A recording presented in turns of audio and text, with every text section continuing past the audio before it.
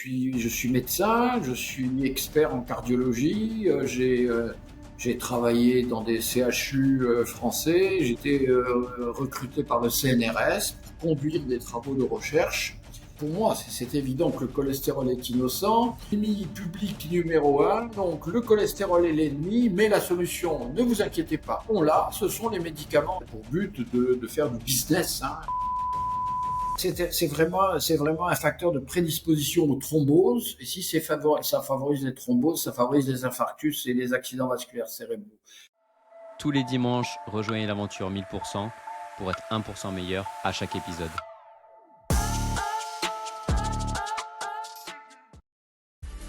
Écouter des podcasts, c'est bien, mais vivre un événement, c'est encore mieux. L'équipe de 1000% a eu le plaisir de participer à l'édition 2025 à Lyon du Sommet d'Hypersanté. C'est l'événement référent sur la longévité, un lieu, mais aussi un moment exceptionnel pour rencontrer des gens inspirants et qui nous tirent vers le haut. L'opportunité de rencontrer des experts, des médecins, des chercheurs, des entrepreneurs dans le domaine de la longévité, mais aussi des passionnés comme vous et moi. C'est vraiment une expérience à 1000% autour d'un objectif commun, vivre mieux et plus longtemps. On se donne rendez-vous au Sommet de l'Hypersanté en 2026. Bonjour à tout le monde, bienvenue pour ce nouvel épisode du podcast 1000%, le podcast où on parle santé, sport et nutrition. Aujourd'hui, on va parler du cœur. On a la chance, le privilège de recevoir Monsieur Delorgeril. Donc déjà, un grand merci d'être avec nous aujourd'hui pour parler de ce sujet. On va parler du cholestérol, mais plutôt on ne va pas en parler car on va voir que c'est un mythe qui est bien installé maintenant. On associe souvent les pathologies cardiovasculaires au cholestérol. On va avoir justement l'avis de Monsieur Delorgeril sur le sujet. Je suis accompagné de Pierre de la team 1000%. On va parler justement du cholestérol, des pathologies et également des solutions à mettre en place dans notre quotidien. Donc déjà, un grand merci Monsieur Delorgeril encore une fois d'être présent aujourd'hui. Est-ce que vous pouvez vous présenter pour nos auditeurs, s'il vous plaît? Me présenter. Ben, je suis médecin, je suis expert en cardiologie.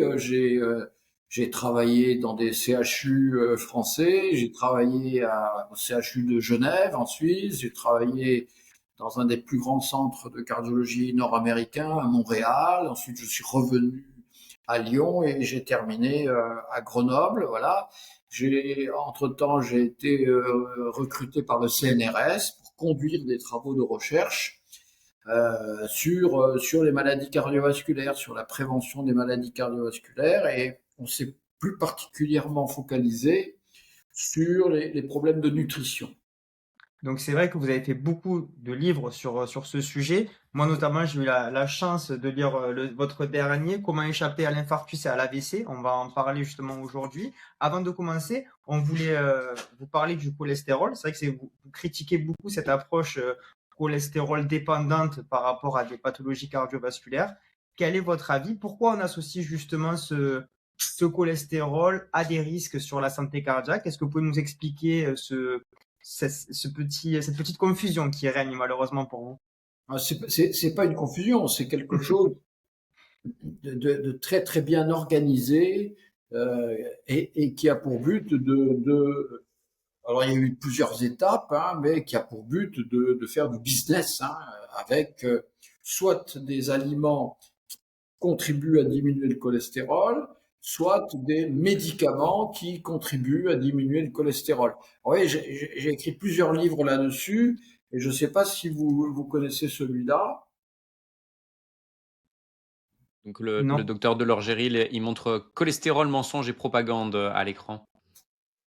Voilà, donc ça c'est un des premiers livres qu'on a écrit, qui a provoqué un certain nombre de controverses, mais en fait, jamais personne nous a dit à quelle page, à quelle ligne il y avait une erreur, et il était scandaleux de ceci, cela. Alors, oui, donc c'est quelque chose qui est très bien structuré, et si vous voulez, pour nous c'est très important parce que quand est arrivée la crise de la Covid, eh ben, on était préparé. On était préparé parce qu'on avait vécu la crise du cholestérol et des statines. On a vu comment l'industrie, comment les sociétés savantes, comment les gouvernants et les autorités sanitaires, et ça c'est dans tous les pays, pouvaient prendre quelque chose. Vous le vivez à l'heure actuelle aussi avec la maladie des vaches. Hein, et voilà, on fait semblant de faire de la science et en fait on n'en fait pas du tout. Au contraire, on met de côté la science et on privilégie des approches idéologiques. Et là, et comme il y avait des médicaments euh, à commercialiser, il fallait absolument faire du cholestérol l'ennemi public numéro un. Donc le cholestérol est l'ennemi, mais la solution, ne vous inquiétez pas, on l'a, ce sont les médicaments anti-cholestérol. Ça, c'est la dernière phase de la controverse. Donc, pour vous, il n'y a absolument aucun rapport entre les deux, entre un cholestérol qui serait élevé et un risque élevé de pathologie cardiovasculaire. Pour vous, ce lien-là, il est faux? Il y a un consensus scientifique vis-à-vis de ça? Non, non, justement pas. Pour moi, c'est évident que le cholestérol est innocent, mais il y a deux groupes qui s'affrontent. Mais ça date du XXe siècle, hein, qui s'affrontent, les uns disant le cholestérol bouche les artères, il faut l'abaisser. Alors au départ, c'était avec un certain nombre de médicaments qui abaissaient le cholestérol, mais qui n'avaient aucun effet sur les maladies cardiovasculaires. Ensuite, il y a eu des aliments.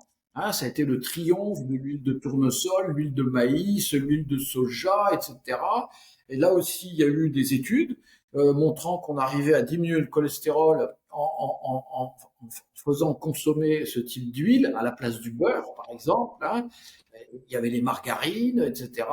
On diminuait le cholestérol, mais ça n'avait aucun effet sur le risque cardiovasculaire. Et puis finalement, il y a eu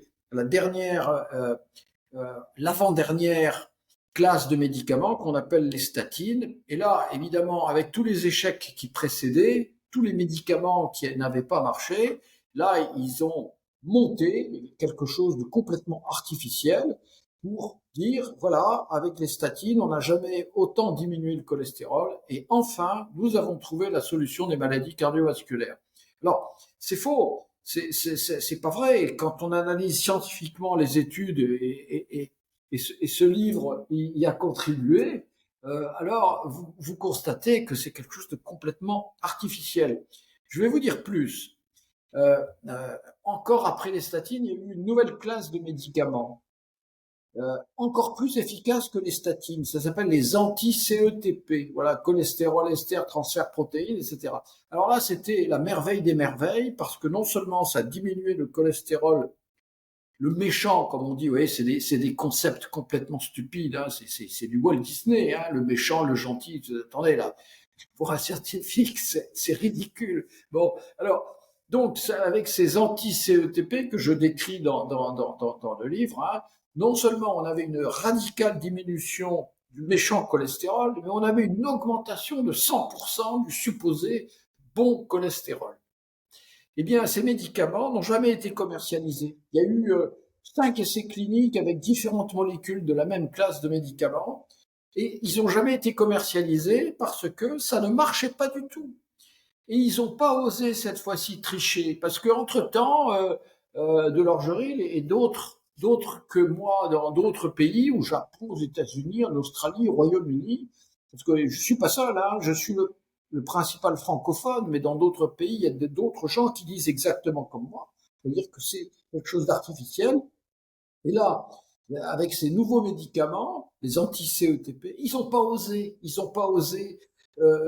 masquer les choses, ils n'ont pas osé mentir. Vous voyez et puis entre-temps, il y a eu d'autres affaires, il y a eu le Mediator, vous voyez, en France, mais dans d'autres pays, il y a eu d'autres problèmes majeurs, les coccides, etc. Donc on savait, on avait, alerté, attention, il ne faut pas les croire, ils sont capables de vous raconter n'importe quoi. Et pourquoi tout à l'heure j'ai parlé de la Covid? Et pas parce que c'est exactement ce qui s'est passé avec la Covid. Mais là, les experts ont été pris au dépourvu. Moi, je n'ai pas été pris au dépourvu du tout. On a fait croire aux gens qu'on avait des vaccins efficaces. Vous voyez, c'est à nouveau une construction idéologique absolument extraordinaire. Ces vaccins ne marchent pas, ils sont toxiques en plus. Et on a fait croire aux gens. Et là, vous aviez à nouveau un ensemble de gens, les industriels, les supposés experts, mais qui ne sont pas experts du tout, hein, il n'y avait pas d'experts des vaccins anti-Covid, ça n'existait pas. Il y avait les autorités sanitaires, il y avait les gouvernants, il y avait tout ce qu'on veut, et on a fait croire aux gens qu'on avait des vaccins. Et si vous n'étiez pas d'accord, et si vous disiez, attendez, moi je ne suis pas d'accord avec les études qui nous sont présentées, vous étiez immédiatement censuré. Vous voyez, sur YouTube, c'était impossible de s'exprimer. Donc il n'y avait que des gens favorables, mais en science, il y a toujours des controverses. Et on ne doit pas interdire les controverses. Chacun apporte ses arguments et on essaye d'arriver à un consensus. Mais là, que ce soit avec les vaccins anti-Covid, que ce soit avec les médicaments anti-cholestérol ou avec les aliments anti-cholestérol, c'est impossible. C'est impossible d'arriver à un consensus parce que les gens s'opposent. Et ce que je vous demandais, je suis allé sur le site de la Fédération française de cardiologie et la Société française de cardiologie. Et moi, pour vérifier s'il y avait eu ou non enfin, un lien entre le cholestérol et les pathologies cardiovasculaires, pour eux, il n'y a pas de doute là-dessus. C'est clairement établi que pour eux, il y a un lien entre les deux. Donc, ça m'embête un peu quand même quand je vais sur des sites c'est sérieux, c'est représentatif de la profession. Il y a quand même un consensus de la profession, en tout cas un consensus comment dire, Non, il n'y a pas, non, il y a pas de peut-être administratif, peut-être pas, mais en Là, tout cas, je vous arrête, Vous voyez, pendant la Covid, arrêtez-moi. oui, pendant la Covid, c'était tellement extraordinaire, vous voyez, ce supposé consensus. Oui, mais on donnait pas la parole à ceux qui n'étaient pas d'accord. Mais vous avez vécu la même chose avec le Mediator. Vous voyez, il y avait des gens il y avait très peu, hein, il y a une pneumologue à Brest hein, qui disait, attendez, là, il y a un problème avec 35 ans de commercialisation sans que les sociétés savantes que vous citez, la Fédération de cardiologie, la Société française de cardiologie, ne donnent l'alerte. Et tout d'un coup, c'est devenu un poison et Servier a été condamné. Vous voyez, c'est quelque chose d'extraordinaire. Comment on peut garder les yeux fermés sur des choses évidentes. Et normalement, on devrait m'inviter dans des réunions pour rediscuter ces questions. Je suis le seul cardiologue en France qui publie des livres sur la prévention cardiovasculaire. Et on m'a pas poursuivi devant les tribunaux parce que je disais des bêtises. Non, il faut surtout laisser les choses en place, ne pas discuter, ne pas soulever, et ne surtout pas donner la parole à ceux qui ne sont pas d'accord. Alors, vous me parlez de la Fédération de cardiologie, c'est complètement dépendant de l'industrie pharmaceutique. Il y a des gens là qui sont payés payés par qui? Vous voyez, payé par qui? La Société française de cardiologie ne fonctionne que grâce aux cadeaux de l'industrie pharmaceutique. Et comme dit le proverbe, on ne mord pas la main qui vous nourrit. Vous voyez, pourquoi le Mediator donnait des complications cardiovasculaires? Normalement, la Société française de cardiologie, les membres, les professeurs, les universitaires auraient dû donner l'alerte. C'est pas une pneumologue de Brest qui était la mieux placée pour donner l'alerte. Vous voyez, c'était eux. 35 ans sans rien dire. Et pourquoi? Parce qu'ils avaient tous reçu des cadeaux. Tous. Vous voyez, s'il y a un industriel qui est généreux en France, c'est Servier. Ouais, il donnait des cadeaux à tous. Alors, vous voyez, une fois que vous avez reçu des cadeaux, vous êtes pris au piège. Vous pouvez plus dire, attendez, là, monsieur Servier, je suis pas d'accord. Ben, si t'es pas d'accord, là, tu vas voir ce qui va t'arriver. Vous voyez, et là, avec les vaccins anti-Covid, c'était absolument évident. Et vous avez vu comment les gens se sont disputés à propos de médicaments inutiles, la fameuse hydroxychloroquine. Vous voyez, attendez, là, c'est un médicament, pourquoi il ne serait pas utile?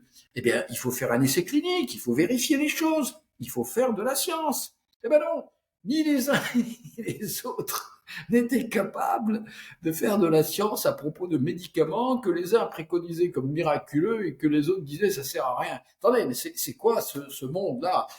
Il suffit de travailler.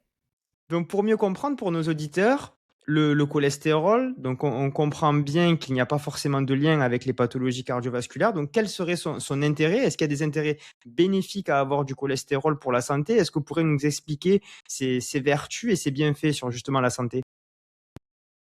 Le cholestérol est indispensable à la vie, est indispensable à la physiologie. Et c'est évidemment, après avoir critiqué les statines et tous les médicaments et les régimes anti-cholestérol, eh bien, on nous a dit, montrez-nous qu'est-ce qui est utile, pourquoi et comment le cholestérol est utile. Alors voilà. Boum. Donc, le docteur Delorgeril nous montre le titre de son livre L'horrible vérité sur les médicaments anti-cholestérol, comment les statines empoisonnent. Voilà, et l'intérêt de ce livre, qui a des graphiques, des schémas, etc., c'est qu'il explique pourquoi le cholestérol est indispensable à la vie. Si vous n'avez pas de cholestérol, vous n'êtes pas viable. Hein, on le sait parce que certains enfants, certains fœtus euh, sont conçus avec des troubles génétiques qui font que ils n'ont pas assez de cholestérol, et ben il y a un avortement tout simplement. Et ceux qui arrivent parce qu'ils ont quand même un petit peu de cholestérol à survivre, et ben ils naissent avec de gros problèmes de santé, toutes sortes d'anomalies, le système immunitaire, le cerveau, etc. Donc le cholestérol est indispensable et je dirais presque que on a intérêt à ce qu'il soit assez élevé. Vous voyez, c'est complètement contraire aux théories actuelles. C'est presque frappant, ouais, mais le cholestérol, c'est très bien pour les neurones, c'est très bien pour le système immunitaire, c'est très bien pour les muscles. Vous voyez, bon, alors après, comment ça marche? Ben, c'est facile à comprendre. Hein. Le cholestérol, c'est le substrat à partir duquel nous fabriquons un certain nombre de substances absolument indispensables à la vie. Je vous donne un exemple. L'hormone du stress, le cortisol. Vous voyez, pas de stress et il n'y a pas de survie. Pourquoi? Parce que le prédateur, il peut pas attraper sa proie, donc il meurt de faim, et la proie ne peut pas s'échapper, il est toujours pris par le prédateur. Vous voyez, donc pour que les espèces survivent, il faut du stress, il faut du cortisol, et le cortisol, il est fabriqué à partir du cholestérol. Nous sommes des animaux venant de la mer. Vous voyez, on est né dans de l'eau salée. Et quand on est sorti de la mer, eh bien, on a intériorisé le sel. Nous sommes salés, on pleure, c'est salé, vous voyez. Et notre sang est très riche en sel. Le plasma est salé, etc. Alors, cette régulation du sel dans notre organisme, c'est une condition de survie absolue. Ça passe par des glandes, les surrénales, ça passe par les reins, évidemment, mais il y a une hormone absolument fondamentale qui est l'aldostérone. Eh bien, l'aldostérone, elle est fabriquée à partir du cholestérol. Pas de cholestérol, pas de cortisol, pas d'aldostérone. Pas Et, d'œstrogène, pas de progestérone, pas de testostérone, pas de vitamine D. et ben voilà. Bon ben, je vous laisse finir. Exactement, exactement. Voilà, vous avez tout compris. Hein. Vous fabriquez vos hormones sexuelles, donc vous permettez la reproduction de l'espèce à partir du cholestérol. Et c'est tellement important dans notre physiologie, mais on va pas y passer plus de temps, mais les membranes cellulaires sont des ensembles de lipides. Ce sont des acides gras, des phospholipides, mais ce sont des mosaïques fluides. Vous voyez, c'est une cellule et il faut la structurer un petit peu. Mais il y a des zones rigides dans les membranes cellulaires. Et bien, on appelle ça des lipid rafts, des radeaux lipidiques. Mais en fait, ce ne sont pas des radeaux lipidiques, ce sont des radeaux de cholestérol. Vous voyez la confusion qu'il y a absolument extraordinaire. Si demain vous allez au laboratoire, vous mesurez votre cholestérol, quand on va vous rendre les résultats, on va vous dire bilan lipidique. Eh oui, mais c'est pas un lipide, le cholestérol. Vous voyez le niveau de confusion auquel on est arrivé. C'est un stérol. Et un stérol, c'est pas un lipide. Un lipide, c'est une substance qui est hydrophobe. Ouais, quand une substance est hydrophobe, mais votre huile d'olive, votre vinaigre, ils se mélangent pas. Vous voyez, tellement évident. Donc, le cholestérol, c'est un stérol, c'est pas un lipide. Mais pourtant, quand on regarde la définition parce que je vous ai entendu le dire, donc je suis allé voir parce que ça m'a énormément surpris. Je le suis encore, hein. Oui. Oui, oui, j'ai pas réussi à atterrir sur cette info. Pour moi, ça reste il reste classifié dans les lipides. Je vois pas pourquoi il le serait pas d'ailleurs. Bon, peut-être qu'on va perdre du temps là-dessus et c'est pas Non, tout mais à fait essentiel. c'est simple à comprendre. Il suffit de connaître la définition d'une graisse ou d'un lipide. Graisse et lipide, c'est la même chose, hein. La graisse, c'est dans l'assiette et le lipide, c'est dans votre organisme. Bon, ben, quelle est la définition d'un lipide ou d'une graisse? C'est une substance hydrophobe. Voilà. Le cholestérol, il n'est pas hydrophobe. Donc, il est classé dans une autre catégorie par par les chimistes. Oui, attention, parce que le physiologiste qui travaille avec l'industrie pharmaceutique, ou le biologiste qui n'a pas réfléchi à ce qu'était le cholestérol, ben, on a l'habitude de le classer dans les lipides, donc on le laisse dans les lipides. Alors pourquoi il y a cette confusion? C'est intéressant, hein, parce que le bon Dieu, il a utilisé le cholestérol pour le métabolisme des lipides. Ouais, donc les lipides sont hydrophobes, donc ils ne peuvent pas être en liberté dans le plasma. Le plasma, c'est de l'eau. Ouais, vous auriez des embolies de graisse si vous laissiez les lipides en liberté dans l'eau. En plus, les lipides, ce sont des acides. Ce sont des acides gras. Acides. Et donc, nous avons une régulation du pH dans notre sang qui est très fine. Vous pouvez pas. Vous imaginez, je vais vous donner un exemple. Hein. Tous les jours, nous mangeons du cholestérol et nous mangeons des lipides, du gras, c'est-à-dire des acides gras. Ok. Alors, vous consommez en moyenne, hein, des gens comme nous, ça varie évidemment d'un sujet à l'autre, mais en moyenne, on consomme 500 mg de cholestérol par jour, en imaginant que vous avez mangé au moins un œuf, etc. Je ne rentre pas dans les détails, mais en moyenne, voilà, vous êtes à 500 mg, souvent un petit peu moins. Donc, 0,5 grammes, ok? Eh bien, les mêmes personnes, en moyenne, consomment 50 grammes d'acide gras, c'est-à-dire 100 fois plus. Donc vous imaginez que quand vous mangez vos repas habituels et que cette masse de lipides arrive dans votre tube digestif puis est absorbée dans le sang, parce que c'est ça, ça passe du tube digestif dans le sang, vous avez donc en moyenne 50 grammes d'acide gras, hein, qui rentrent dans le sang. C'est impossible, ça. Vous auriez une telle chute du pH dans le sang que bon. Alors le bon Dieu, il neutralise les acides gras. Et il est sympa, le bon Dieu, il nous a fourni deux types de substances pour neutraliser les acides gras. Je vais rester avec l'idée du cholestérol. Parce que ces deux substances sont, d'une part, le cholestérol et d'autre part, le glycérol. Vous voyez, donc, on met jamais deux lipides collés l'un à l'autre. Vous voyez, c'est une autre démonstration que le cholestérol, c'est pas un lipide. Et alors, avec le cholestérol, chaque molécule de cholestérol neutralise un acide gras. Hein, et ça donne un ester de cholestérol. Et donc, vous pouvez dire, puisqu'il y a un lipide plus le cholestérol, eh ben l'ensemble, un ester de cholestérol, ça donne un lipide. C'est un petit peu vrai, sauf que c'est plus le cholestérol, c'est un ester de cholestérol, c'est autre chose. De la même manière que vous avez le glycérol, une toute petite molécule avec trois carbones, vous voyez, toute petite. Hein. Eh bien, cette simple molécule peut neutraliser trois acides gras. Vous voyez, c'est pour ça que l'on dit triglycérides. Dans votre bilan lipidique, on mesure les triglycérides. Mais en fait, ils ne mesurent pas les acides gras. Hein.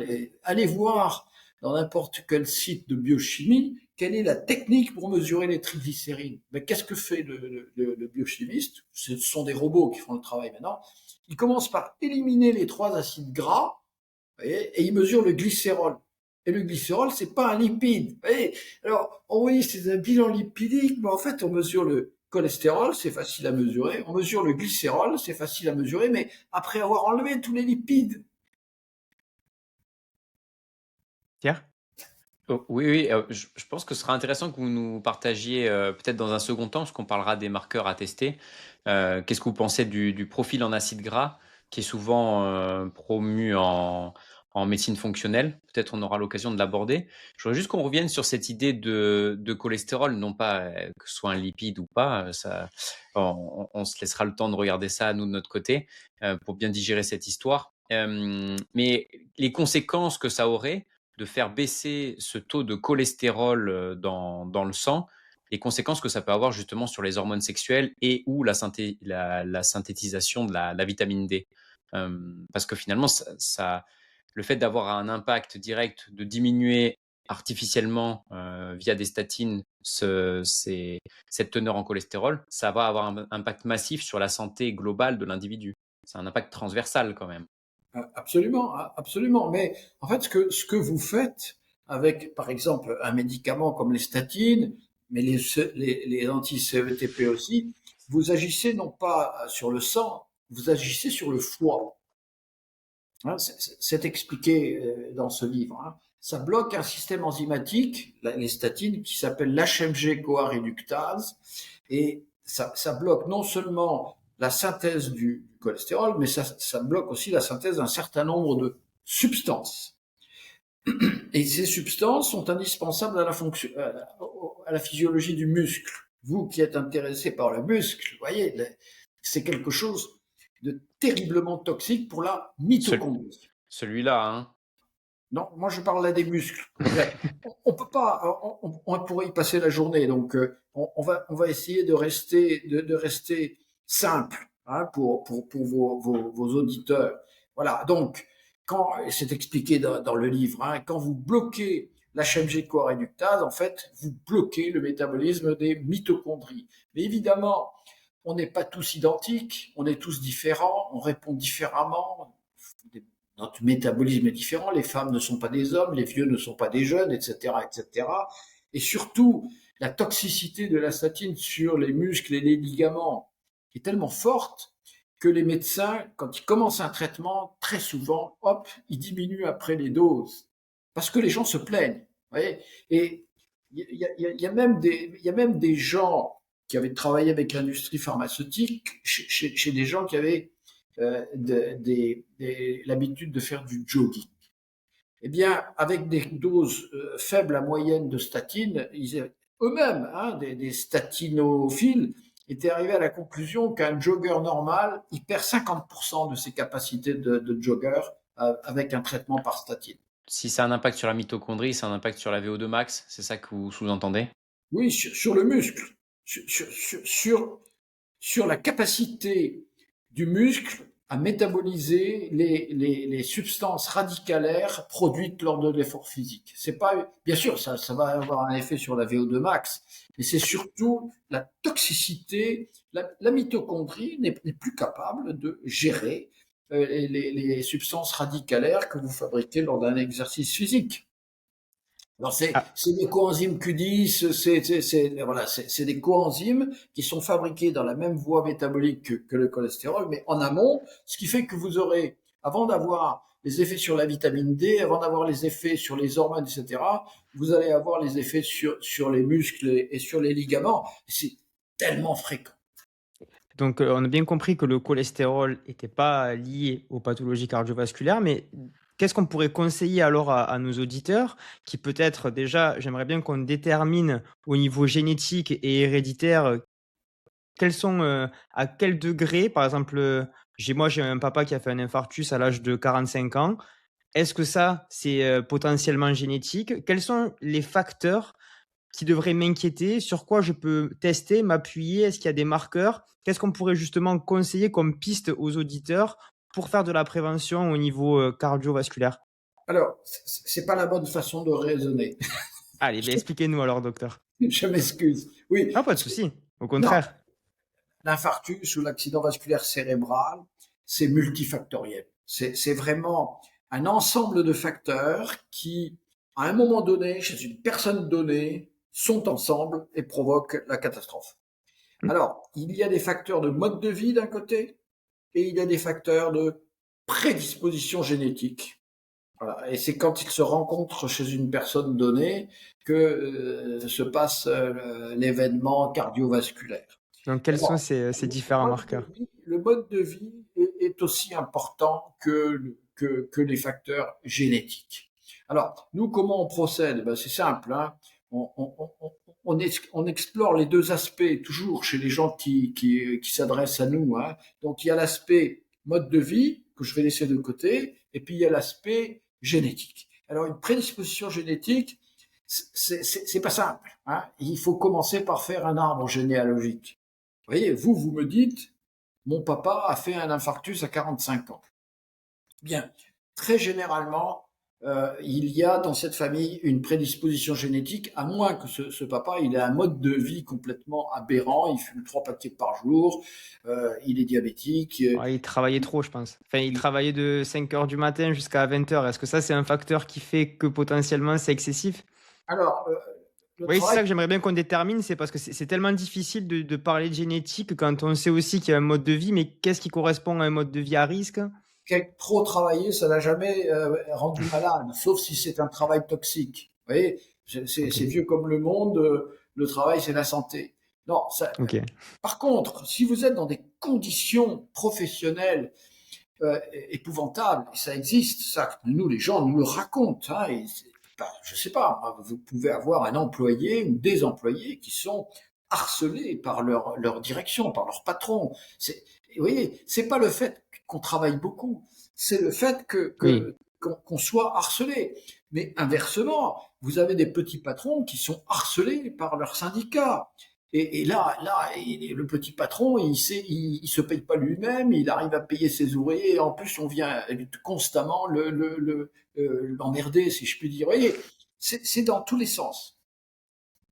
Je pense que ce qu'évoque Alexandre, c'est peut-être le facteur stress qui pourrait avoir un impact sur qui pourrait jouer sur l'hypertension artérielle. Euh, Ça, on est d'accord quand même que ce serait un marqueur intéressant là, à il y a un nom. venir.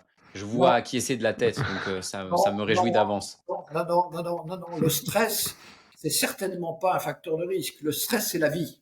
Vous voyez que quoi que vous fassiez, quel que soit le métier, votre mode de vie, vous êtes sans cesse soumis à toutes sortes de stimulations que vous pouvez appeler stress.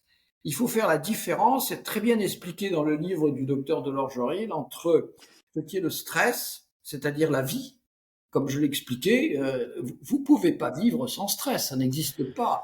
Courir après votre tram ou après votre bus ou conduire sur une autoroute, ce sont des moments stressants. Il faut faire la différence entre le stress, qui a été décrit d'ailleurs par un Canadien qui est vraiment un type formidable, hein, et qui a montré tous les facteurs hormonaux, et la souffrance. Ce sont deux choses complètement différentes. La souffrance, vous voyez, nous, on le fait sortir. Souvent, nos patients, ils en ont pas conscience. Vous voyez, si vous êtes un aidant avec quelqu'un chez vous qui fait un Alzheimer précoce, vous voyez, que vous pouvez pas quitter. Là, votre vie est bouleversée. Là, votre liberté est entamée. Et c'est du 100%. Vous voyez, c'est pas du stress. Non, c'est une contrainte qui bouleverse votre vie. Et on le sait, les aidants, c'est le prototype de la souffrance. Mais vous avez d'autres choses, hein. Vous avez, dans une famille, hein, quand vous avez un autiste sévère, là, la vie de la famille est bouleversée aussi. Vous voyez, et vous pouvez pas vous en débarrasser, hein. Il faut faire avec. Alors, je vous ai expliqué la souffrance professionnelle, hein, des gens qui ont des contraintes telles qu'ils sont au bord du suicide. Vous voyez, un éleveur aujourd'hui à qui on va dire on va tuer tes 50 vaches, alors c'est brutal, vous voyez, mais si ça s'étale dans le temps, c'est une souffrance. Attendez, là, ce qu'on lui fait, c'est épouvantable. Bon, alors il y a toutes sortes de souffrances professionnelles, familiales, etc. Et ça, il faut le repérer. Mais ça, c'est vraiment dans la catégorie mode de vie, conditions d'existence. Et donc, si je reviens à la génétique, là, euh, quand quelqu'un fait un infarctus à 45 ans, presque toujours, il y a un facteur génétique. Donc, évidemment, il faut faire de l'arbre généalogique parce que c'est pas avec un individu que vous allez construire un arbre généalogique. Hein. Ce monsieur, il a des frères et sœurs. Ce monsieur, il a des parents, papa, maman. Il a des grands-parents. Il a des oncles et des tantes. Il a des enfants, etc. Et donc, vous construisez l'arbre généalogique. Ça prend du temps, vous voyez. C'est pas avec une visite chez le médecin de 15 minutes que vous faites parler quelqu'un. Quelquefois, les gens vous disent, ah, mon père, il est mort brusquement, on a dit que c'était ceci ou cela. Non, attendez, là, on se calme, expliquez-moi ce qui s'est passé. Eh ben, il était pas bien au dîner, puis il est allé se coucher, puis quand ma mère est allée se coucher, ben, il était mort.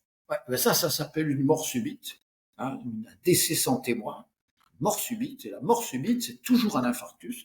99% des cas, c'est un infarctus. Et un infarctus, qu'est-ce que c'est? C'est une thrombose dans une artère coronaire. Vous voyez? Et donc, quand vous faites expliquer aux gens les circonstances dans lesquelles tel ou tel parent a eu tel ou tel accident, alors vous faites ressortir réellement les facteurs qui favorisent les accidents cardiovasculaires. Justement, si je veux faire un arbre généalogique, par exemple, mon papa, bon, j'ai compris que c'était peut-être à risque et je descends et je vois, par exemple, un infarctus à 75 ans de ma grand-mère qui a eu un mode de vie, assez classique, normal, qui a pas eu d'excès, qui a jamais fumé. Est-ce qu'à partir de quel âge on peut se dire que c'est génétique ou pas génétique de façon à ce que les gens puissent se dire: «Ah ben là, peut-être que j'ai un terrain favorable à avoir ce type de pathologie». Est Bon, est-ce que alors, vous pouvez me donner justement ça? oui, J'espère qu'on verra des solutions après, hein. Oui, on va les voir à la fin, bien sûr. oui, mais notre temps est limité, hein, Bien sûr, c'est pour ça, on avance. vous avez conscience de ça. Donc, alors ça, évidemment, ça devient très professionnel, vos questions. C'est-à-dire, quand vous avez une personne ou une famille qui s'adresse à nous, alors on construit l'arbre généalogique, et puis les différents étages de cet arbre généalogique parlent de manière différente, parce que tout le monde n'a pas, si vous voulez, les mêmes parents. Vous voyez, quelquefois, il y a papa, il y a maman, il y a les grands-parents, etc. Alors, quelquefois, vous n'avez pas d'explication claire. Vous voyez simplement, par exemple, un infarctus à 45 ans. Très, très franchement, je parierais pour un facteur génétique. Oui, mais tous les facteurs génétiques ne sont pas les mêmes. Vous voyez, c'est là qu'il faut aller gratter un peu plus. Alors la personne de 75 ans, même chose, vous voyez, parce que les facteurs génétiques, ils ne jouent pas tout seuls. Il y a aussi des facteurs de mode de vie qui viennent se coaguler, si je puis dire, hein, sur les facteurs génétiques. Et vous pouvez avoir des gens qui, alors vous dites, il travaillait beaucoup, mais s'il travaillait beaucoup, il avait peut-être d'autres aspects de son mode de vie, notamment la nutrition, notamment l'exercice physique, etc., qui n'étaient pas tout à fait adéquates. Alors que la grand-mère, elle était tranquille à la maison, elle faisait son petit dîner, son déjeuner, voyez, et donc elle a peut-être su, sans le savoir, se protéger. Donc il y a un moment ou un autre où, pour préciser les choses, il faut faire une prise de sang et aller vérifier un certain nombre de paramètres. Et en fonction du paramètre identifié, eh ben, on n'aura pas la même solution. Mais qu'est-ce qu'on va chercher justement dans cette prise de sang? Parce que vous parlez justement de prédisposition dans le livre à l'hypercoagulation. Vous parlez aussi de la mutation du facteur 5. Enfin, il y a beaucoup d'éléments dont vous exposez dans le livre. Est-ce qu'on pourrait faire un petit résumé? Bien sûr, c'est expliqué dans le livre que j'ai montré tout à l'heure, beaucoup plus en profondeur. Mais c'est juste pour orienter et intéresser aussi les gens sur ces sujets-là, parce qu'on en a très peu conscience. Nous, je pense que 90% des gens associent problème cardiovasculaire au cholestérol. Et justement, de parler de ces autres éléments, de nous donner des pistes, ça peut permettre aux auditeurs derrière d'aller faire des recherches. Et on sait très bien que ça sera beaucoup plus approfondi dans votre livre. Donc, est-ce qu'on pourrait peut-être donner des pistes de tout ça à nos auditeurs, s'il vous plaît? Les principaux paramètres. Voilà, là on est face à un problème parce que moi j'étais chercheur CNRS et donc laboratoire, et donc quand on cherche quelque chose, ben, on met au point une technique, on demande à un ingénieur, un technicien, mets-moi au point cette technique, etc. Ou bien on va acheter en Amérique ou au Japon des kits de dosage pour faire des choses rares. Oui, mais là, en cardiologie de ville, vous pouvez pas, c'est impossible, hein, vous n'êtes pas au CNRS. Et donc, dans ce cas-là, il faut s'adresser au laboratoire de ville. Et donc, il faut faire avec, si je puis dire. Mais le laboratoire de ville aujourd'hui, contrairement au CHU, fait des propositions intéressantes.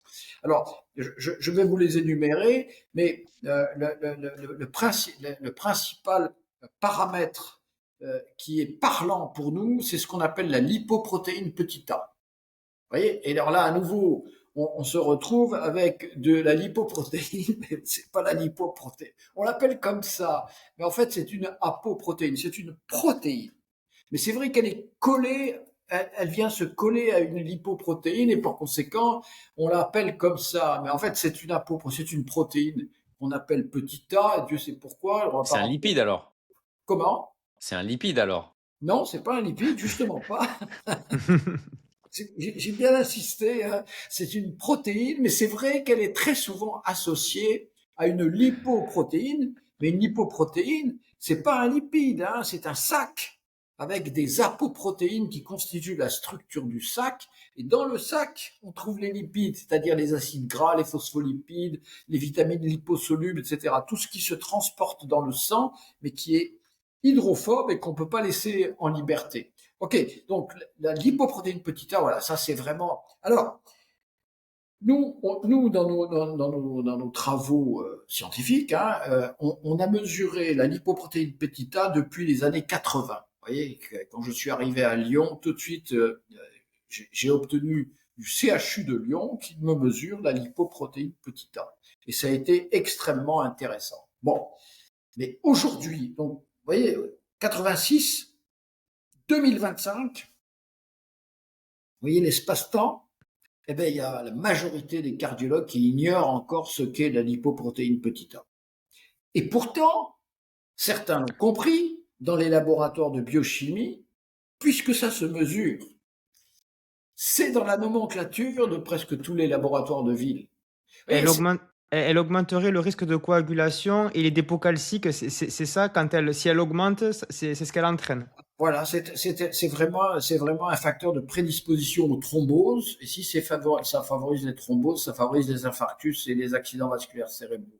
Mais ça fait pas que ça. Ça abîme aussi la valve aortique, hein, la sortie du cœur, juste avant l'aorte, il y a une valve aortique. Et là, tout le monde l'a vu. Hein, c'est souvent la lipoprotéine petit a élevée. Alors, il y a élevé et élevé. Hein, voilà, il y a une valeur pour nos auditeurs. Est-ce qu'il y a une valeur, un repère qu'on pourrait leur donner pour s'inquiéter, pas s'inquiéter? C'est le laboratoire qui donne la valeur. En général, tout dépend de l'unité, tout dépend du kit de mesure, etc.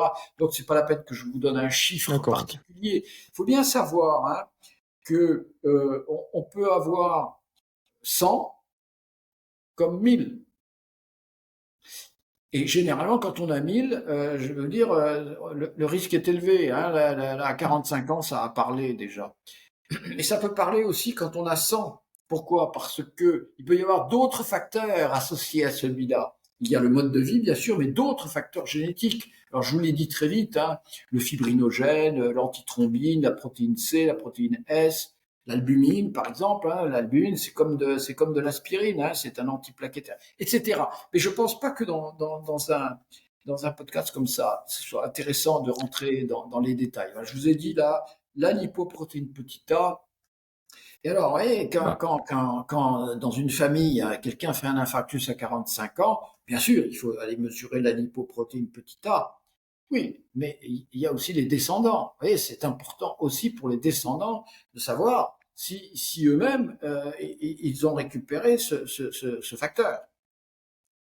Et j'en profite pour, vous savez, on a un partenariat avec un laboratoire qui fait des analyses de santé préventive et effectivement, c'est dedans. Je savais même pas à quoi ça correspondait, parce que vous savez, des fois, quand vous avez des packs d'analyse de plein de choses différentes et elle y est dedans, donc ça peut être assez intéressant pour les gens. Voilà, et puis, parmi les facteurs génétiques, il y en a qui sont aussi associés à des facteurs nutritionnels très très importants. Si vous êtes déficitaire en certaines vitamines du groupe B, par exemple, vous allez avoir du mal à métaboliser vos acides aminés soufrés, hein, qui ont un soufre. Hein, et le prototype, c'est l'homocystéine. Mais maintenant, les laboratoires de ville mesure l'homocystéine. Vous voyez, donc à la fois il y a des blocages incroyables du côté des académies, du côté des sociétés savantes, et puis de l'autre, il y a une avancée des laboratoires qui ont intégré ces paramètres de nomenclature.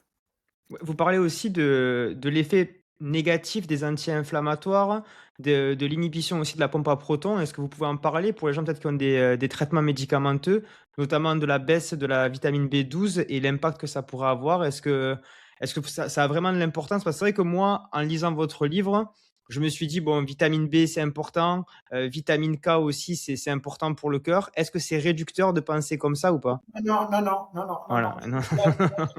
Non. Voilà, dites-nous, c'est pour ça, je me permets. Alors, attention à la vitamine K, attention à la vitamine D. Les complémentations systématiques en vitamine D, par exemple, c'est associé à une augmentation du risque cardiovasculaire.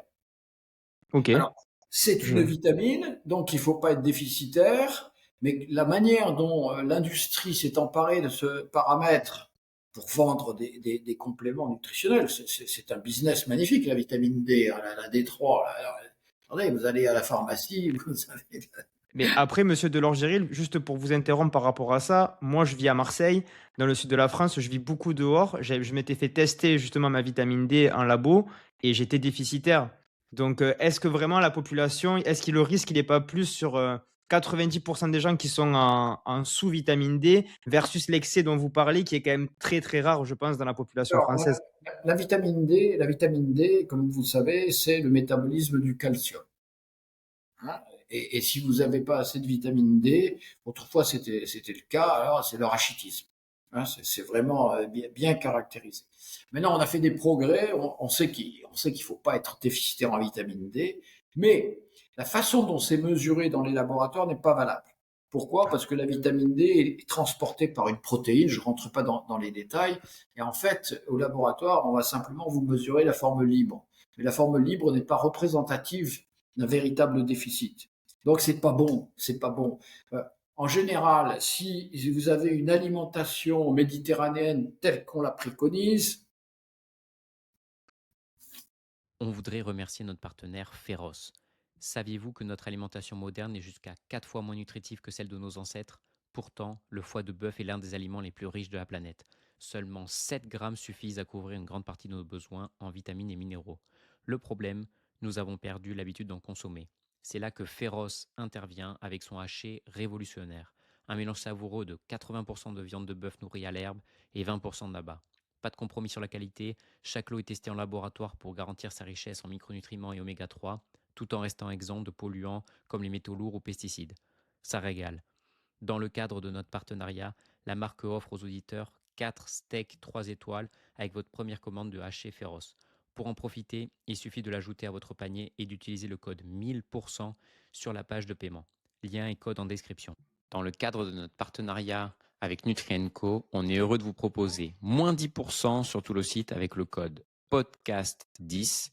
Lien et code en description. Retour au podcast. Alors, justement, on va peut-être en parler, de donner des solutions aux gens, notamment au niveau de la nutrition. Est-ce que vous pouvez nous en parler? Phase 2, oui. On n'aura pas le temps, mais Nous, on a le temps, monsieur Delorgéril, il n'y a pas de souci. Si vous voulez juste nous donner quelques pistes pour le mode de vie, parce que vous voilà, parlez de l'importance. Appelle le docteur, il va rester un peu plus. D'accord, mais oui, on ne peut pas faire 10 minutes sur la diète méditerranéenne, c'est Non, ce catastrophique. serait bâclé. Non, voilà, donc la diète méditerranéenne, il y a des livres. Écoutez, c'est facile, hein, franchement, à Marseille en plus, franchement, voilà. Et donc, avec une alimentation méditerranéenne, on va dire, conventionnelle, hein, sans faire des excès en quoi que ce soit, vous avez votre vitamine D, vous avez tout ce qu'il faut, vous voyez. Il faut vraiment être sous-nutri, malnutri, pour avoir de véritables déficiences dans les principales vitamines. Alors évidemment, vous voyez, je prends un exemple, parce que rien ne doit être systématique, vous voyez. Si vous avez peur des maladies cardiovasculaires, des cancers, et que vous décidez d'être végétarien, ou si vous êtes végétarien pour des raisons idéologiques, vous voulez pas la souffrance des animaux, vous voulez blablabla, etc. Bon, là, à tous les coups, vous serez déficitaire en B12. Ouais. Alors, si vous adoptez un régime keto, vous voyez, et que strict, vous voyez, alors plus de céréales. Ah, là, vous allez manquer de B6. Oui, mais non, nous on a des patients, c'est incroyable la variation des gens dans une population donnée. Il y a des gens qui nous disent, moi docteur, je ne peux pas manger des aliments qui ont la couleur verte. D'autres, ça sera la couleur rouge. D'autres, ce sera la couleur orange. Vous voyez, il y a des gens qui sont bizarres. Hein. C'est comme ça. Oui. Mais si vous voulez pas la couleur verte, ça veut dire que vous n'avez pas de feuilles. Et ça veut dire que vous n'avez pas de folate. Feuilles, folate. B9. Hein, et donc, vous êtes déficitaire en B9. On en voit. Vous voyez, donc il y a tellement de cas particuliers qu'à un moment donné, et alors sans parler de tous les micronutriments, ouais, le sélénium, le cuivre, le zinc, etc. Donc c'est impossible de tout vérifier et c'est impossible de supplémenter chaque individu avec tout ce dont il a besoin. Et donc nous on est arrivé à la conclusion et on a montré qu'on avait raison, si je puis dire. Et je vais vous raconter quelque chose sur la diète méditerranéenne. On a montré que si vous mangez selon les principes méditerranéens, avec des aliments de qualité. Attention, il faut des aliments de qualité. Alors, vous ne manquez de rien. Sauf, évidemment, si vous êtes allergique à l'œuf, vous allez avoir plus de problèmes pour avoir un certain nombre de nutriments, notamment des protéines. Vous voyez, si vous supportez pas l'odeur du poisson, vous avez un grave inconvénient, parce que le poisson, ça apporte la vitamine D, ça apporte les oméga 3, ça apporte du sélénium, vous voyez, ça a des très bonnes protéines. Donc, vous voyez, la Méditerranée, c'est pas de l'eau, hein, c'est de l'eau, c'est de l'eau salée, si je puis dire. Donc, je vais vous raconter juste une anecdote, et puis après, on s'arrêtera peut-être, parce que je me fatigue. Mais et puis pour répondre à vos questions, parce que vous êtes fin quand même, hein, vous posez des très bonnes questions, et je vous en félicite. Mais quand on a sorti nos premiers résultats avec la diète méditerranéenne, ouais, la réaction de la communauté médicale et scientifique, ça a été d'un côté ceux qui disaient on l'a toujours dit, c'est normal, c'est voilà. Et puis il y a ceux qui ont dit comment ça, c'est impossible, un régime qui ne diminue pas le cholestérol, c'est pas possible. Voilà, vous voyez, la pensée des gens. Et c'est vrai, nous, nos groupes méditerranéens et les groupes à régime à cholestérol abaissé, ils avaient grosso modo le même cholestérol. Mais la différence de risque était de 70%. Vous voyez, et dans notre groupe méditerranéen, tout le monde n'était pas parfait. Hein, voilà. À l'époque, on mesurait déjà la lipoprotéine petit a, hein, et tous les jeunes, ils avaient une LP petit a augmentée. Et puis les troisièmes, c'était ceux qui disaient c'est trop beau pour être vrai. Bon, on publie en 94 et en 99 l'étude finale. Mais depuis, donc 25 ans, il y a eu des dizaines et des dizaines d'études qui ont complètement confirmé ce qu'on avait montré. Vous voyez, et la plupart des centres de réadaptation post-infarctus aujourd'hui, s'il y a des gens à peu près compétents, ils disent à leurs patients, mais sans les bonnes techniques pour les instruire, ils leur disent qu'il faut manger méditerranéen. Et donc c'est complètement confirmé. Et on n'a pas besoin de compléments nutritionnels, en principe. C'est manger forcément varié, équilibré, de saison, bio aussi, pour avoir suffisamment d'antioxydants dans l'alimentation. Et quels seraient les anti-conseils parce qu'au final, éviter les huiles végétales transformées, je suppose. Non, je ne vais pas rentrer dans les détails parce que c'est un peu trop compliqué. Mais quand vous dites varié, équilibré, bio, varié, ça c'est sûr.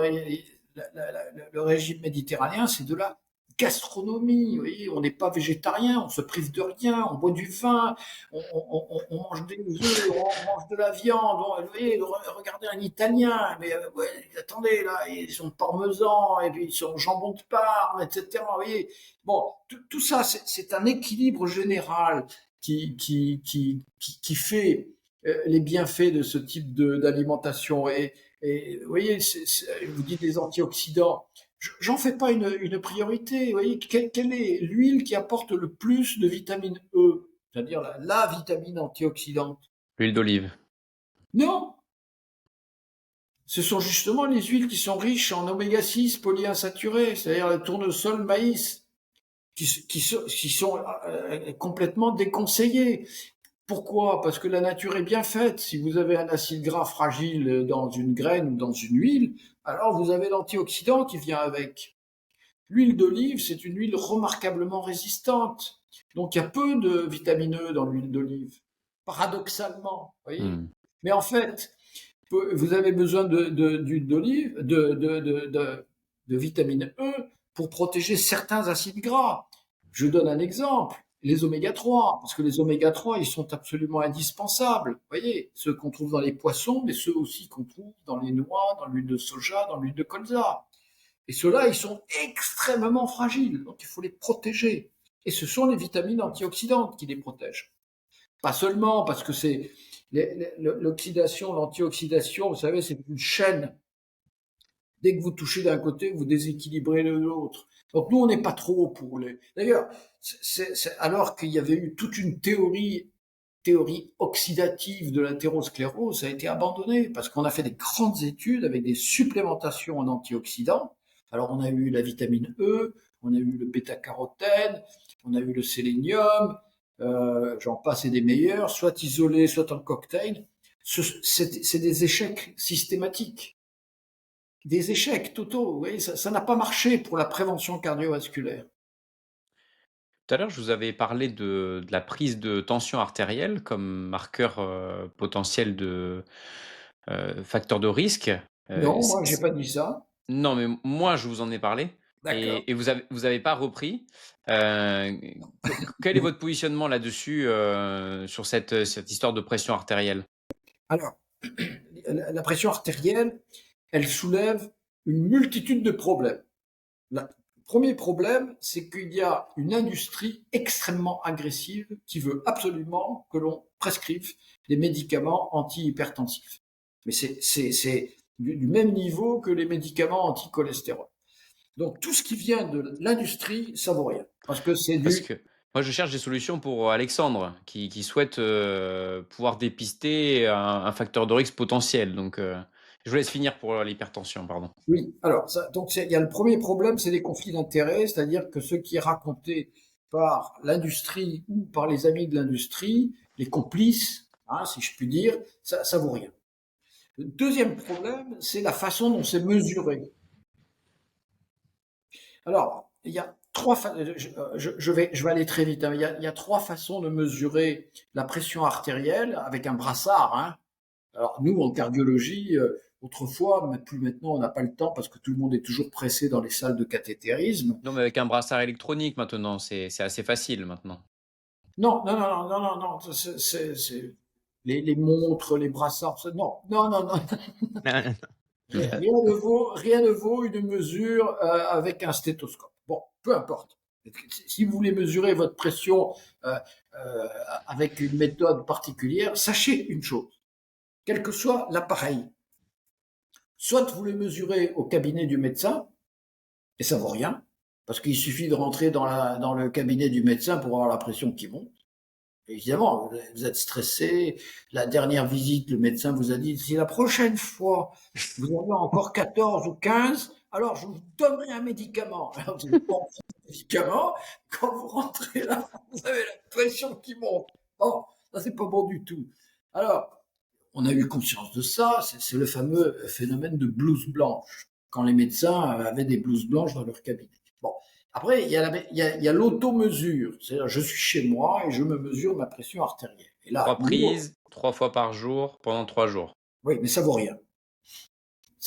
Ça vaut rien. Je sais, les médecins disent, il y a la blouse blanche, donc vous allez la mesurer chez vous. Mais vous avez exactement le même phénomène. Alors, ça dépend de votre émotivité, de toutes sortes de paramètres, etc. À quelle heure vous la prenez, le matin en me levant ou le soir en me couchant, peu importe. Là, on sait que ce sont des mesures fausses. C'est-à-dire toujours plus hautes que réelles. Et pourquoi on le sait? Parce que la troisième méthode, c'est la bonne. La troisième méthode, c'est la mesure automatique de la pression artérielle, indépendante d'un médecin ou même de la personne où on la mesure. Ça s'appelle la MAPA, mesure ambulatoire de la pression artérielle. Vous allez à la clinique de cardiologie, on vous installe un brassard, une petite boîte, qui va gonfler le brassard et qui va mesurer la pression artérielle par surprise. Et notamment pendant toute la nuit, toutes les 20 minutes pendant la nuit. Ça peut vous réveiller, peu importe. Mais vous vous rendormez après. Mais vous avez des mesures précises de votre pression artérielle. Le chiffre en lui-même, il n'est pas important. Parce que la pression artérielle, ce qu'elle nous indique, c'est l'état de notre système nerveux autonome. C'est expliqué dans le livre. Et c'est ça qui est important. La pression artérielle, franchement, quand on vous dit il faut être inférieur à 12,6 ou à 12,8 ou inférieur à 13,7 ou à 14,8, pensez-vous que ça puisse avoir un effet quelconque? Imaginez une seconde. Si vous battez à 60 par minute, toutes les secondes, vous avez dans vos artères. Toutes les secondes, même avant la naissance. Vous voyez? C'est ça le problème. C'est un système qui est automatiquement agressif et automatiquement, que vous ayez 12, 13, 14 ou 15, vous abîmez votre artère. Et votre artère ne cesse pas de cicatriser, de se reconstituer. C'est ça l'origine des plaques d'athérosclérose. C'est quand le phénomène de guérison des blessures dues au stress, et ce n'est pas le chiffre de pression qui compte, c'est que une fois par seconde, toute votre vie, vous imaginez que la bordure, la plaque, enfin la membrane interne de votre artère, elle est monocellulaire, c'est l'endothélium, juste une couche de cellules. Imaginez ce que ces cellules supportent 24 heures sur 24, 7 jours sur 7. Et imaginez les turbulences au niveau des carrefours. Vous voyez, ça abîme. Vous abîmez. De la même manière, regardez ma tête. Moi, je suis abîmé, c'est l'âge. Ouais, mais mes artères aussi sont abîmées. Tout s'abîme. Ça va quand même à l'encontre de beaucoup de données de cardiologie et de médecine vasculaire. La prise de la tension artérielle, c'est quand même une donnée très bien étudiée comme étant un facteur de risque pour les maladies cardiovasculaires. Je ne vois pas trop comment vous positionnez par rapport à ça, comment se situer. Non, je suis navré. Quand on regarde bien les données existantes, on laisse de côté tout ce qui est business, toutes les études qui sont conduites par des industriels. Alors, vous voyez des phénomènes tout à fait évidents. Si vous allez sur mon blog, michel.delorgerine.info, On mettra en description. Hein. oui, On mettra les livres en description ainsi que votre blog. Voilà. Je sors aussi 2 vidéos par semaine pour expliquer toutes ces choses et je réponds aux questions aux gens, etc. Je vous donnerai l'adresse de la chaîne vidéo. Il faut un abonnement, bien sûr, hein, parce qu'à Oui, bien sûr. à deux par semaine, vous imaginez qu'il y a derrière beaucoup de travail. Mais le médecin, le complice de l'industrie pharmaceutique, qu'est-ce qu'il vous dit? Il vous dit qu'il y a une relation linéaire entre le risque cardiovasculaire et la pression artérielle. Et c'est faux. Vous savez, les relations linéaires, en médecine, ça n'existe pas. Ce sont toujours des courbes. La véritable relation entre la pression artérielle, qu'elle soit la systolique ou la diastolique, quand vous prenez les bonnes études, c'est une courbe en J. Trop bas, c'est pas bon. Trop haut, c'est pas bon. Alors là, si vous vivez avec 20 de pression artérielle, 200 mm de mercure, c'est sûr que vous êtes malade quelque part. C'est pas le chiffre en lui-même qui est, c'est la cause. Qu'est-ce qu'il y a derrière ça? Vous voyez? Alors ça peut être une sténose de l'artère rénale, ça peut être une tumeur de la surrénale. Et, je rentre pas dans les détails, vous voyez, mais alors une courbe en J, vous voyez? Vous vous pouvez faire une droite hein, si vous voulez. Le programme statistique qui va vous dire oui, ça marche, c'est de la droite. Oui, mais vous voyez, trop bas c'est pas bon, trop haut c'est pas bon. Et entre les deux, c'est neutre. Vous voyez, donc moi je dirais que et j'ai mis les courbes sur le. J'ai entendu sonner. C'est bon, vous inquiétez pas, c'est rien. C'est la magie du direct. Non, c'est l'heure de la récréation, c'est l'heure Ah non, non, pas pour nous, pas pour nous. pour moi, si. Ça va arriver, vous inquiétez pas, monsieur Et Delangerie. donc, c'est neutre, grosso modo. Voilà. Il faut pas être en dessous de 130 quand on a un certain âge. Et c'est comme le cholestérol. Il augmente avec l'âge, c'est normal. Voilà. Mais la pression artérielle, ça augmente avec l'âge. J'ai mis les chiffres d'une énorme étude américaine sur 450 000 personnes suivies pendant 10 ans. Ils ont mesuré la pression artérielle et ils ont regardé qui était mort et qui n'était pas mort sur les 10 années qui ont suivi. C'est incroyable de voir ça. Il y a plus de morts dans les pressions basses que dans les pressions hautes. Et chez les gens qui ont, on va dire, plus de 75 ans, c'est fabuleux, jusqu'à 17 de pression artérielle, il y a une diminution du risque. Et c'est pas moi qui le dis. Du risque de décéder, vous voyez, c'est pas une idée il y a de l'athérosclérose, il y a l'infarctus. Non, décès. Écoutez, et juste pour conclure peut-être ce podcast, on a parlé beaucoup du mode de vie, mais sans trop l'explorer. Quelles seraient juste 4 pistes pour justement prévenir ces différentes pathologies? Où vous mettez, si on va avoir un classement, je sais que c'est difficile, mais bon, c'est vrai qu'on aime bien ça maintenant. Où vous mettez la Faut se nutrition, positionner là.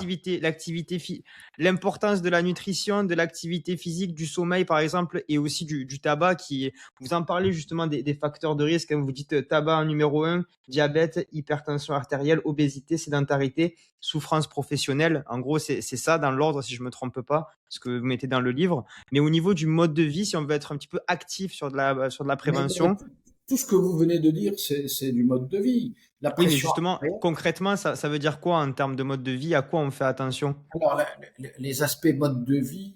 Alors, je laisse de côté les conditions d'existence, hein, c'est les souffrances. Donc, j'ai parlé professionnelles, familiales, conjugales. Attendez, ce que les gens me racontent de ce qui se passe dans les couples, c'est épouvantable comme les gens peuvent être méchants entre eux. Bon, ok.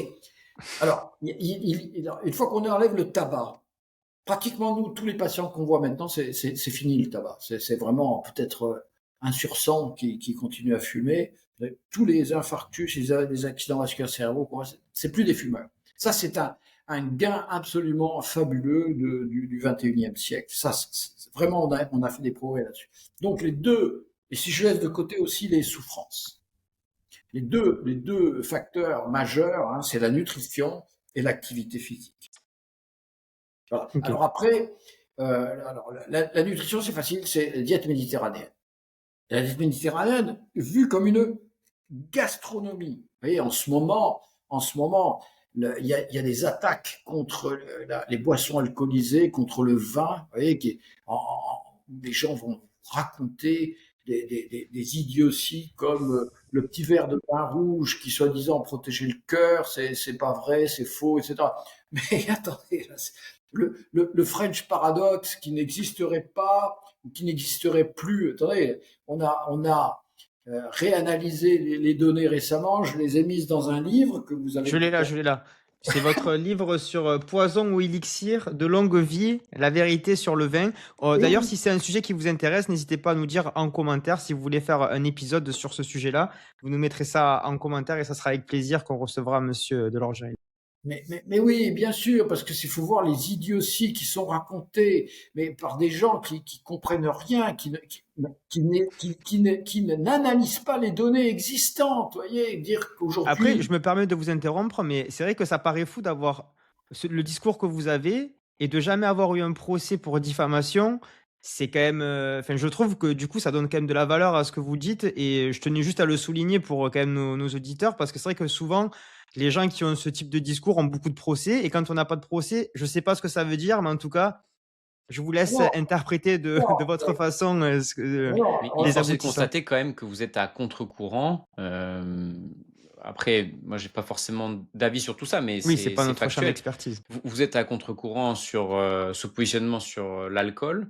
En tout cas, le vin pour le vin rouge. Je suppose que c'est surtout ça. Et par exemple, sur la prise de tension artérielle, sur le Le cholestérol, sur cholestérol. l'utilisation des statines. non, je ne suis pas à contre-courant du tout. Ce que je dis, d'autres le disent, mais on les censure, on nous censure. Vous voyez, si je disais des horreurs sur l'industrie pharmaceutique et les médicaments là, j'aurais été traîné devant un tribunal. Mais non, les données existent, elles sont référencées. C'est pas forcément moi qui les ai produites. Vous voyez, Mais je sais. et être à contre-courant, vous voyez, pour moi, c'est quasiment satisfaisant parce que dans la recherche, je suis un chercheur, hein, CNRS. Il n'y a pas de découverte, il n'y a pas de progrès sans innovation. Et l'innovation, ça veut dire que vous allez à l'encontre du conventionnel. Et si vous êtes dans le conventionnel, changez de métier, ne faites pas de la recherche, ne faites pas de la science, parce que vous ne produirez rien. Pour produire de l'innovation, forcément, vous allez déranger les idées, les idéologies les plus conventionnelles. Et évidemment, si le cardiologue du CHU de Montpellier ou de Toulouse ou de je sais pas où, pendant 30 ans a dit à ses internes, à ses chefs de clinique, à ses surveillantes, ses infirmières, tel patient, il doit avoir obligatoirement telle dose de statine, vous pensez bien que c'est pas lui qui, tout d'un coup, va dire je m'excuse, je me suis trompé pendant 30 ans et je pense qu'il faut arrêter de prescrire ces médicaments. Ils sont pieds et poings liés, Donc, comme avec le Mediator. donc, docteur, juste pour conclure, on avait dit donc la nutrition, activité physique, on s'est interrompu, donc juste finir sur ça, ce que vous conseillez. Et derrière aussi, qui voir. Vous parlez de médecine de précision, justement, dans le livre.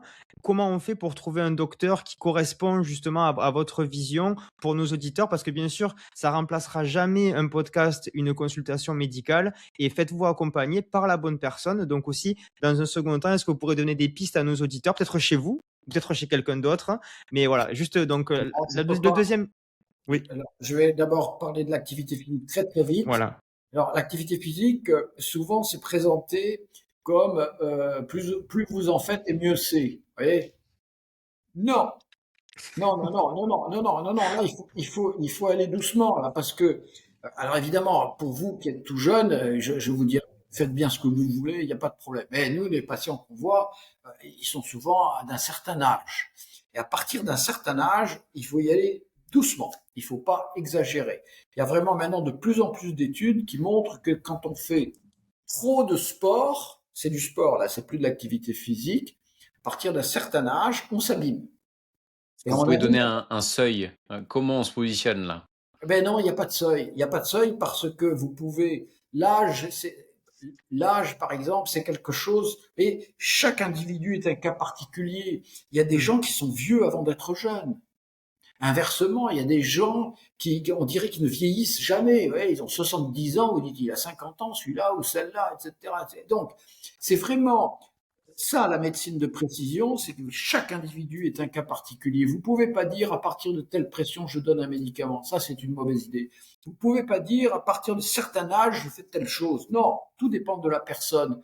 Tout dépend de l'ensemble, de ses conditions d'existence, de son mode de vie, de son arbre généalogique. Ça fait beaucoup de paramètres. Et si vous mettez là-dedans la nutrition, vous imaginez, nous, on a quelqu'un qui travaille à 100% sur la nutrition de nos patients, hein, parce que quand vous voulez aider quelqu'un, alors nous, c'est toujours des malades, hein, c'est des gens qui ont eu un accident cardiovasculaire. Bon, pour l'aider, il faut d'abord savoir où il en est.